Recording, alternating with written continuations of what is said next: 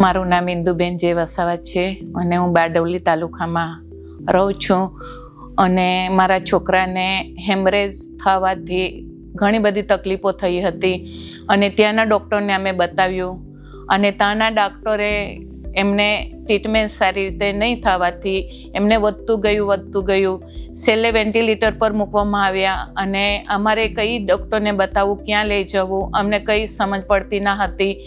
પણ અમે જ્યારે જોયું કે સુરત વિસ્તારની અંદર સુરત જઈએ તો અમને કયા ડૉક્ટરની સલાહ અમને મળશે, અમે ઘણા દુઃખિત થયા હતા. પણ અમને એક કિરણ હોસ્પિટલનું એક અમને વિડીયો મળ્યો હતો અને અમે એ જોઈને અહીંયા આવ્યા હતા અને અમારે મગજને ડૉક્ટરને બતાવવાનું હતું. તો અમે હિના મેડમને અમે બતાવ્યું હતું અને એને 48 કલાકની મુદત આપી હતી કે એ કલાકની અંદર જો જે બીમાર વ્યક્તિ છે, હેમરેજવાળા છે, એ જો બહાર આવી જાય તો તમારા માણસો બચી જશે એવું કીધું હતું. અને અમે એ રાહ જોતા હતા અને એ સારું ટ્રીટમેન્ટ આજે હિના મેડમે શરૂઆત કર્યું હતું અને એ દવાથી એમને થોડું કરીને રિકવરી આવતી ગઈ અને અમને 10-12 દિવસની અંદર સારું ટ્રીટમેન્ટથી એ રિકવરી મળી ગઈ હતી. એના માટે અમે ખૂબ હિના મેડમનો આભાર માનીએ છીએ.